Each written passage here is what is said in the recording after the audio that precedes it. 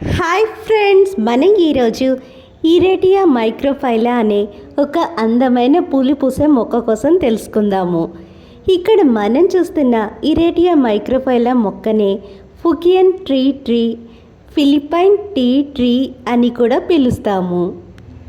Bonsai వృక్షాలను ఇష్టపడే bonsai వృక్షప్రియులు ఎక్కువగా ఈ ఇరేటియా మైక్రోఫైలాని బోన్సాయి రూపంలోనికి మార్చి డెకరేటివ్ ప్లాంట్స్గా, ఇండోర్ ప్లాంట్స్గా పెంచుకుంటారు. ఇక్కడ మనం చూస్తున్న ఇరేటియా మైక్రోఫైలా ఆకులు దగ్గు, కాఫ్, డయేరియా, డీసెంట్రీకి నివారణగా పనిచేస్తుంది. ఈ మొక్క వేర్లైతే విషానికి విరుగుడుగా పనిచేసి మనల్ని విషం నుంచి కాపాడుతాయి. ఈ మొక్క ఆకుల్ని గుజ్జుగా పేస్టుగా లేక నీళ్లతో పాటు ఈ ఆకుల్ని వేసుకుని కాచుకొని డికాక్షన్గా అయితే ఉపయోగిస్తారు.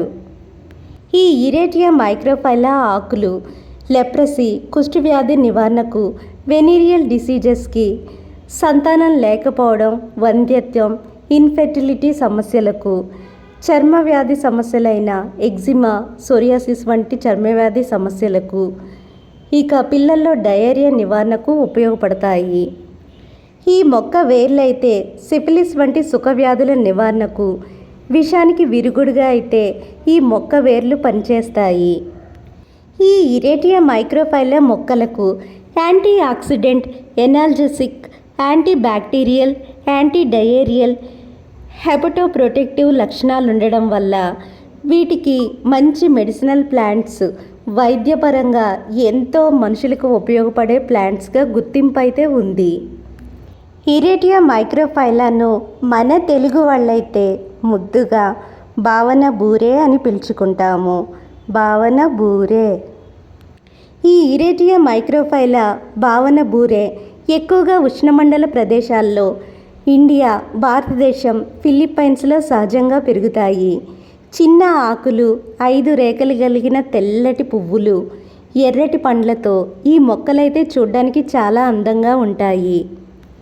ఈ మొక్కల్ని తాళ్ళు, వైర్లు, ఇక ఇతర పరికరాల సహాయంతో ట్రిమ్మింగ్ చేసి మనకు కావలసిన అందమైన షేప్స్లో పెంచుకోవచ్చు. ఒంటె, ఏనుగు, ఇక రకరకాల షేప్స్లో ఈ మొక్కల్ని అందంగా తీర్చిదిద్దవచ్చు. ఇరేటియా మైక్రోఫైలాకి ఎన్పీకే ఫెర్టిలైజర్ని వాడవచ్చు. ఎన్పీకే ఫెర్టిలైజర్ని 5-5-5 నిష్పత్తిలో చాలా తక్కువ మోతాదులో వాడాలి. ఈ ఫెర్టిలైజర్ని ఎక్కువ మోతాదులో వాడితే మొక్క వేర్లు మాడిపోయే అవకాశం ఉంది. ఈ మొక్కకి తనను తాను రక్షించుకునే సహజమైన గుణం, యాంటీ మైక్రోబయల్ ప్రాపర్టీ ఉండడం వల్ల ఈ మొక్కకి ఎక్కువగా పెస్టిసైడ్స్ వాడాల్సిన అవసరం అయితే లేదు. వసంతకాలంలో మైట్స్, తవిటి పురుగులు ఈ మొక్కల ఆకుల్ని పసుపు రంగులో మార్చి మొక్కల ఆకులు రాలిపోయేలా చేస్తాయి. ఈ తవిటి పురుగుల్ని చంపడానికి మైటిసైడ్స్ వాడాలి. నీమ్ ఆయిల్ మొక్కల ఆకులకు పట్టిన తవిటి పురుగుల్ని చంపుతుంది. గార్లిక్ చిల్లీ ఎక్స్ట్రాక్ట్ కూడా ఈ తవిటి పురుగుల్ని మళ్ళీ రాకుండా చేస్తుంది. ఈ ఇరేటియా మైక్రోఫైలా ఆకుల్ని మన భారతదేశంలో ఆయుర్వేదం, సిద్ధ వైద్యంలో వివిధ రకాల వ్యాధులకి ఉపయోగిస్తున్నారు. ఈ మొక్క వేరుల్ని, మూలాల్ని పొడి రూపంలో లేక ద్రావణం రూపంలో తాగితే మనలో ఉన్న బలహీనత తొలగిపోయి వెంటనే శక్తి వస్తుంది. ఇక ఈ ఇరేటియా మైక్రోఫైలా ప్రొపగేషన్ పద్ధతిలో ఆలోచిస్తే వసంతకాలంలో 4-6 అంగుళాలు ఉన్న కాస్త ముదురుగా గట్టిగా ఉన్న కొమ్మని రూటింగ్ హార్మోన్లో ముంచి, రూటింగ్ హార్మోన్ లేకపోయినా పర్వాలేదు, ఆ కొమ్మని కాస్త తేమగా ఉన్న మట్టిలో పాతితే కేవలం 6-8 వారాల్లో ఆ కొమ్మకి వేర్లు వచ్చి మనకి కొత్త ఇరేటియా మైక్రోఫైలా మొక్కలైతే పెరుగుతాయి. ఈ విధంగా కేవలం కొమ్మలు పాతడం ద్వారా లేక సీడ్స్ ద్వారా మనం కొత్త ఇరేటియా మైక్రోఫైలా మొక్కలైతే పొందవచ్చు.